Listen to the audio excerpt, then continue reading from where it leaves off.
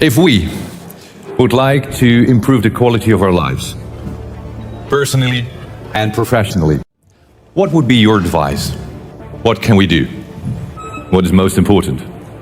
Well, the most important thing is self-esteem. The people that we read about, the people that we admire, the Elon Musks, the Steve Jobs, the Warren Buffetts, etc., all have one thing in common. They have extremely high self-esteem. And of course, you've heard me say this before, self-esteem is built the first 7 or 8 years of life. And unfortunately, we're with our parents the first 7 or 8 years of life. Ergo, we don't have too much high self-esteem. But to build high self-esteem, and the way you build high self-esteem, if you're 25, 35, or 45, is to be around, surround yourself with other people that have high self-esteem. Show me your friends and I'll show you your future. And so you can reverse your childhood by who you associate with. How do you do that? Well, you find people that are where you want to be, but they're already there. You're 22 years old, you're 32, you're 41 years old, and there's a guy or a gal who's 45 years old who is where you want to be. They've accomplished a lot of things. If you're into, they're saving the world, they're using their money for good causes, go associate with those people, be around those people. And they're easy to find, but they're not going to knock on your door. They're not going to come to your apartment or your flat and ask you, oh, can I help you? And again, the best tool I've ever seen, and it's like it was designed for this, is LinkedIn. It's the best social media tool there ever was for what we're discussing. And you can find these people. Now just remember, everybody that's on LinkedIn, all the, 20 million or whatever people that are on LinkedIn are all there for one reason. They're there because they want to do business, they want to meet people.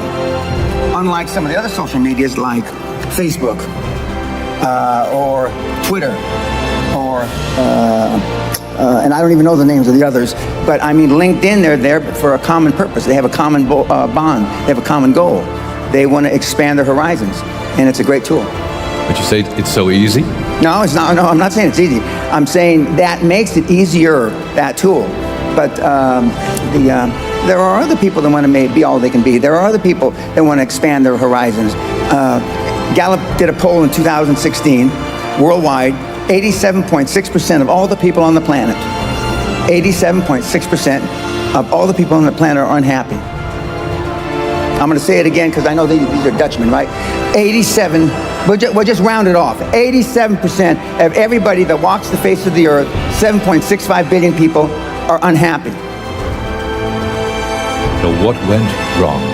Well, I mean, where did it start? Well, if you were born in Biafra, I mean, the odds are against you. But if you were born in the Netherlands, which a lot of you were, rightly or wrongly, you had a better chance, a better opportunity than a poor kid born in Biafra.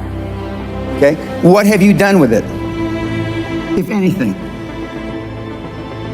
Most of you, I can just look, I wore my glasses. Normally I like to be filmed without my glasses, but last time I didn't wear my glasses, so I couldn't see your faces. I've got my glasses on now, so I can see your faces.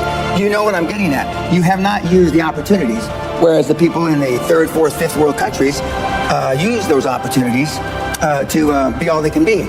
And money's not everything in the world, but money's the only thing anybody keeps track of. And so you can use that money that you make, as the Gates are doing, and trying to save the earth, save the world, and to do good. But it all starts, you have to be serious about it. Most of the people that are engaged in personal development, for example, aren't serious. They just, it takes up 3 or 4 or 5 hours of their time a week, and so they're fiddle-farting around and they're not taking it serious. If you want to take it serious, Michael is a successful mentee of mine, and you wouldn't be here if it wasn't for he putting on these kinds of events. But he got serious about it a number of years ago, and he's doing a lot of good. How many of you can say the same? How many of you can say that you're serious about it? How many of you can actually say that you're trying to be all you can be? Now, I won't insult you by asking you to raise your hand because you just lied. We all know what the real answer is, don't we? You're not. And so, if you want to be all that you can be, and if you want to be a high-performance person, and you don't have to be, 98% of all the high-performance people on the planet are introverts. I'm going to say it again slow because they're Dutchmen, right? 98% of all the people on the planet that are high performance are introverts. Elon Musk, Warren Buffett, Bill Gates have something in common. They're introverts just like you. what it means. Maybe we have to explain this more. Okay. Introverts meaning that you don't say what you really feel. Introverts is you don't act as if you really wanted to show the person that you don't disagree with them. Introverts are when your parents were telling you shit when you were growing up, you just put your head down and kept your mouth shut. And that's why you're introverted now as adults. As you can plainly see, I wasn't raised that way. My father said, if you've got something in your mind, it should come out of your lips. If you've got something in your mind, it should come out your mouth, Dan. And God knows. I took it to heart, and I've lived that way all my life. At the TED Talk I gave a couple of days ago, which Michael was there to talk to the kids, it was quite interesting when I told them that I've been talking like this since I was a teenager. I've been talking shit since I'm a teenager. Which is some time ago. Well, I'll be 74 in a couple months, so it is some time ago. But the point is that I had self-esteem. I didn't know till I got grown up and was an adult that everybody didn't have self-esteem. I didn't understand that. I didn't realize that everybody didn't have self-confidence. I didn't realize that everybody didn't have self-worth. Because the kids that I hung with all were like I was.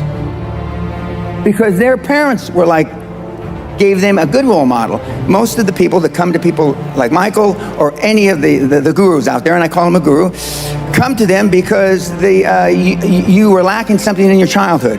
In my particular case, a lot of people come to me because I'm the alpha male father they never had. I asked a question a couple of days ago. How many of you can raise your hand, how many of you have kids?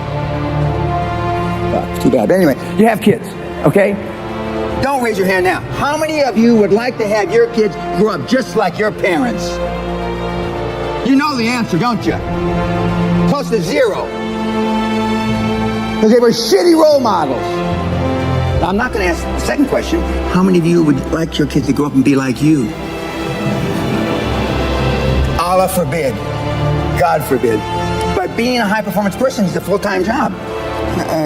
Michael's known me over 20 years. I'm like this when I wake up in the morning to brush my teeth. I'm like this when I brush my teeth before I go to sleep. I'm like this 24/7, 365, and I've been like this for the better part of 50 years. I'm always like this. I'm always pushing the edge of the envelope. And that's why, I'm an overnight success. I've been coaching 25 and a half years, but all of a sudden I'm popular as hell, but I've been doing this for 50 years. I have the same habits today as I had 50 years ago. The exact same habits. But they're just ingrained in me. They're ingrained in me. And for those of you that have never been around the high-performance people like I just alluded to, the Warren Buffett, Elon Musk, God rest his soul, Steve Jobs, who I happen to have known, they were like this 24/7, 365. It wasn't an act. So is it a choice? Correct. To be tough. Firm but fair.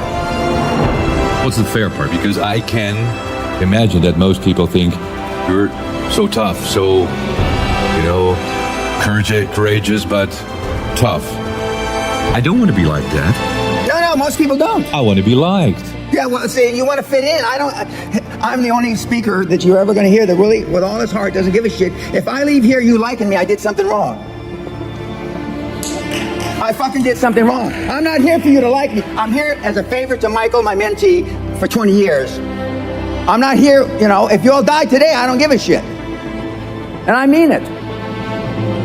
But Steve Jobs didn't give a shit about you either. Warren Buffett doesn't give a shit about you today. Elon Musk doesn't give a shit unless you're going to buy a Tesla car. Don't you understand? Don't you get it? You think Elon Musk wants to fit in? We know the answer is no, right? You want to fit in because you had poor role models at home. Most everybody in this room is a pleaser. You want to be liked. When I read about that people commit suicide because they were unliked on Facebook, it makes me sick to my stomach. How can the world get that fucked up that because of fucking Facebook, people are going to kill themselves? What have we come to? God almighty. Don't you see there's something fundamentally wrong with that? In that regard, the Chinese, they're banning Facebook. But 98% of the high-performance people are introverts. 98% of the high-performance people on the planet want to be liked. 98%. We're talking, I'm at the cutting edge, the hard edge. He's not at the hard edge. He's someplace in the middle. But being liked doesn't get you a raise when you're working for whoever you're working for. Efficiency, accountability. Most people that come to seminars are there because they weren't held accountable when they were growing up.